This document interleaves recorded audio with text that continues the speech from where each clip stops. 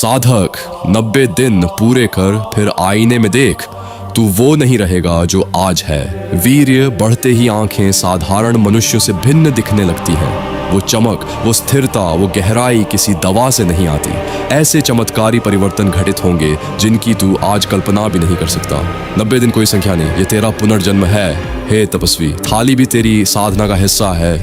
अनार, गाजर, आंवला, ये एंटीऑक्सीडेंट का खजाना है, इसे नजरअंदाज मत कर। दाल, पनीर, चना, मूंग, यह प्रोटीन तुझे स्थायी ऊर्जा देता है, क्षणिक नहीं। सफ़ेद चावल, मैदा से दूरी बना, ये ऊर्जा को अचानक गिरा देते हैं, तेरी साधना को कमज़ोर करते हैं। जो थाली को साध लेता है वो देह को साध लेता है। यही सत्य है। हे साधक, तेरी आवाज़ में भी तेरा संयम बोलेगा।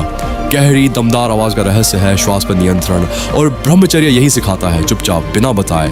जैसे जैसे तू संयमित होता है, तनाव घटता है, श्वास पर पकड़ बढ़ती है।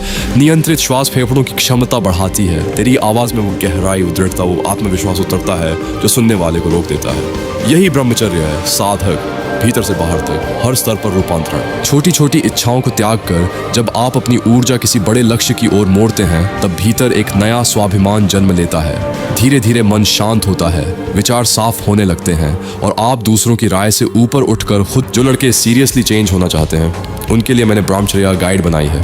10 साल की रिसर्च, वो सब कुछ जो कहीं नहीं मिलता, एक जगह, 99 रुपये से भी कम। जो लेगा दिख, उसे पता चलेगा फर्क। जो नहीं लेगा वो इसी तरह वीडियोस देखता रहेगा और बदलेगा नहीं। चॉइस तेरी है, लिंक डिस्क्रिप्शन में है। लिंक की नज़रों में ऊंचे होने लगते हैं। ब्रह्मचर्य वही शक्ति है जो इंसान को भीतर से इतना मजबूत बना देती है कि वह अपनी कमजोरियों को हराकर अपने सपनों का रास्ता खुद तैयार कर लेता है।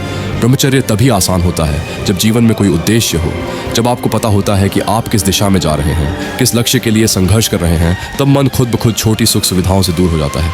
काम की इच्छा तभी भटकाती है जब भीतर कोई मिशन नहीं होता।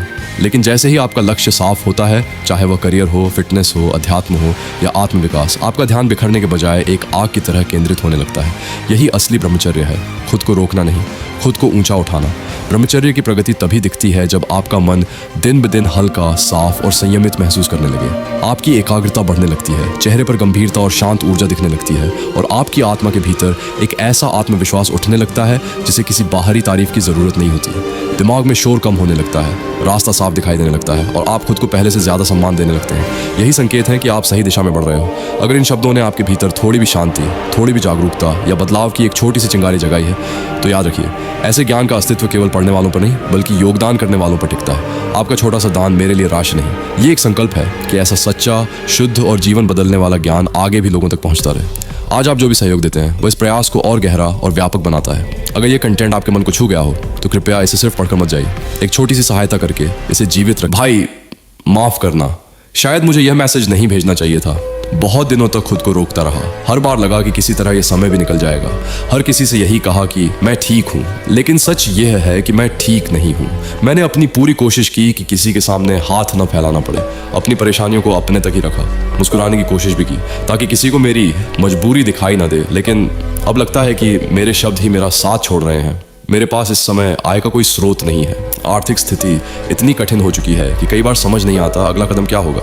हर दिन उम्मीद लेकर उठता हूँ, हर दिन पूरी ताकत से कोशिश करता हूँ, लेकिन हालात जैसे बार बार वहीं लाकर खड़ा कर देते हैं जहाँ से निकलना अकेले मेरे लिए बहुत मुश्किल हो गया है। यकीन मानिए, ये मैसेज लिखना मेरे लिए सबसे कठिन चीज़ों में से एक है। मेरी पूरी कोशिश थी कि किसी को अपनी तकलीफ का एहसास भी ना होने दूँ, लेकिन अब शायद मैं उसे छुपा नहीं पा रहा हूँ। आप मुझे जानते हैं, इसलिए आपसे झूठ नहीं बोलूँगा। मुझे सच में मदद की ज़रूरत है। अगर आप अपनी क्षमता के अनुसार थोड़ा सा भी सहयोग कर सकें तो शायद यह मेरे लिए सिर्फ आर्थिक मदद नहीं होगी, बल्कि इस कठिन समय में आगे बढ़ते रहने की एक नई हिम्मत भी होगी। और अगर मदद करना संभव न हो तो भी कृपया मेरे लिए प्रार्थना कीजिए कि मैं इस कठिन दौर से निकल सकूं। दिल से धन्यवाद भाई। 1 रुपये का छोटा सा सहयोग भी मेरे लिए बहुत मायने रखता है। आपकी हर छोटी मदद मेरे लिए एक उम्मीद है कि शायद मैं अभी भी इस लड़ाई में अकेला नहीं हूँ।